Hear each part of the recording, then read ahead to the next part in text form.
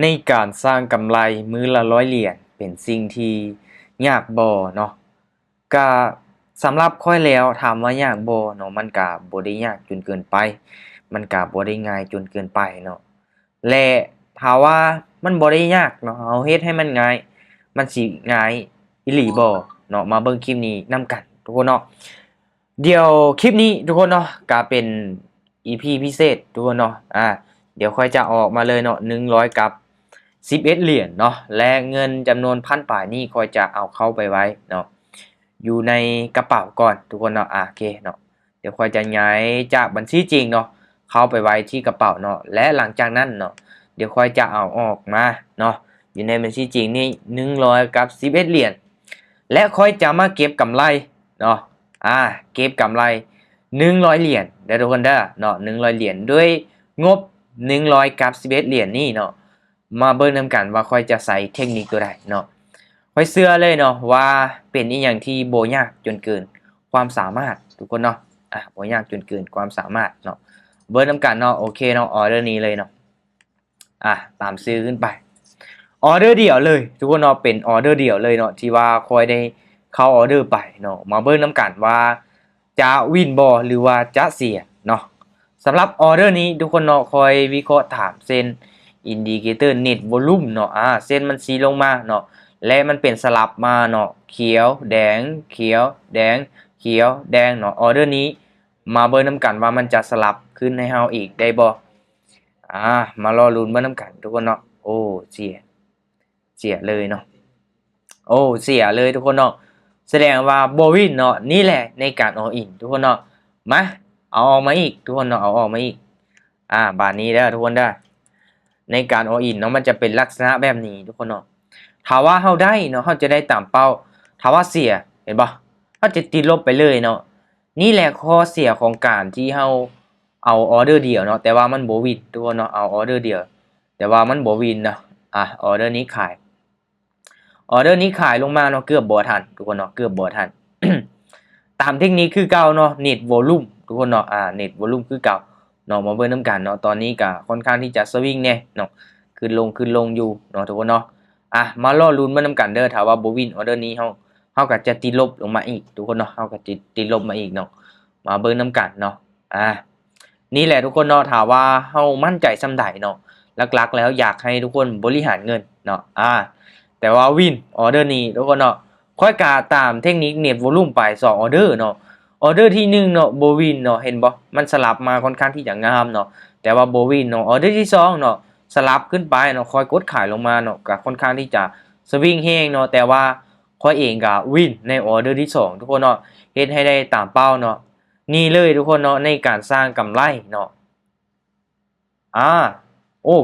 99.9ทุกคนเนาะก็เกือบที่ว่า100ล่ะเนาะมันเป็นอีหยังที่ยากบ่มันบ่ได้ยากจนเกินไปเนาะ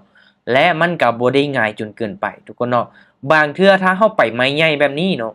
เฮาพลาดเนาะไม้ที่1เนาะไม้ที่2พลาดไม้ที่3พลาดนี่พอร์ตเฮาจะแตกเลยทุกคนเนาะพอร์ตเฮาจะแตกเลยอันนี้เป็นสิ่งสำคัญเนาะทุกคนต้องคำนึงถึงเนาะมันบ่มีคำว่า100%เนาะถ้างานเนาะช่วงใดที่มันบ่งามเนาะทุกคนเนาะ ช่วงใดที่กราฟบ่งามอีหลีเนาะมันดีด1วิ2วิเนาะค่อยจะไปออเดอร์น้อยก่อนเนาะไปออเดอร์น้อยเนาะออเดอร์แบบไป3เหรียญ7เหรียญคูณขึ้นไปเนาะถ้าว่าช่วงใดที่มันงามเนาะมันเข้ากับเทคนิคเนาะมันเป็นแท่งเทียนที่ชัดเจนคือช่วงนี้เห็นบ่เนาะค่อยกะไปไม่ใหญ่แน่เนาะแต่คลิปนี้ทุกคนเนาะค่อยเฮ็ดมานี้เป็น EP พิเศษเนาะบ่ได้แนะนำให้ทุกคนเทรดตามในลักษณะรูปแบบนี้เนาะ เพราะว่ามันมีความเสี่ยงสูงได้เนาะเขาอยากได้กำไร100เนาะแต่ว่าเขาไปเลยออเดอร์เดียว100เนาะถ้าว่าเขาเติมเข้ามา100ล่ะสิไปเฮ็ดแบบนี้นี่ค่อยบ่แนะนำเนาะอย่างน้อยทุกคนเนาะเฮาก็มีพอร์ตเป็นพันซะเนาะว่าสิไปออเดอร์ละ100เหรียญนี่เนาะถ้าว่ามีเป็นหมื่นเท่ากับไปออเดอร์ละ1,000เหรียญซะเนาะประมาณนี้น่าจะได้อยู่แต่เขามี100ล่ะสิไปไม้เดียว100เลยเนาะอันตรายแบบนั้นเนาะบ่แนะนำเนาะเฮาก็ควรที่จะไปประมาณสูงสุดกับ10เหรียญเนาะค่อยๆเดินเงินแบบนั้นเป็นสิ่งสำคัญทุกคนเนาะและสำหรับข้อเองในมื้อนี้เนาะก็หากก็เข้ามาเทรดในช่วงนี้เลยเนาะเพราะว่ามื้อนี้เนาะคอยออกไปนอกเนาะคอยบ่มีเวลาว่างเข้าไปเจาะเบิ่งกราฟเลยเนาะเฮ็ดให้บ่ได้เข้าไปเทรดเนาะ ก็ประมาณนี้เลยในการเก็บพอร์ตมาเนาะก็มื้อวานนี้ก็เกือบที่ว่าจะติดลบแต่ว่าเข้าไปเก็บเอารอบดึกก็มีกำไรทุกคนเนาะตามที่ทุกคนเห็นเลยเนาะสำหรับเทคนิคทุกคนเนาะ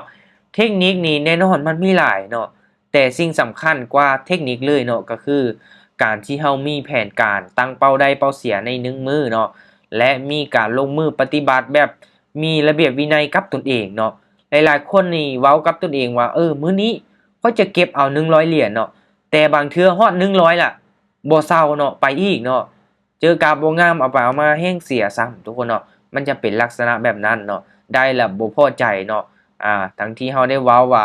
สิหยุดล่ะแต่ว่าสุดท้ายก็บ่หยุดเนาะเฮ็ดให้เสียไปทุกคนเนาะอันนี้ก็มีเนาะมีหลายเลยแหละเนาะกรณีที่บุคคลที่ว่าเป็นนักเทรดที่เป็นแบบนี้ทุกคนเนาะก็อยากฝากเนาะอยากเตือนให้เนาะสำหรับคนที่กำลังเทรดกำลัง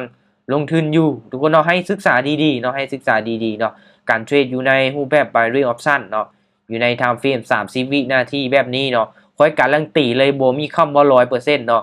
เจ้าสิเก่งซำใดก็บ่มีคำว่า 100% เนาะ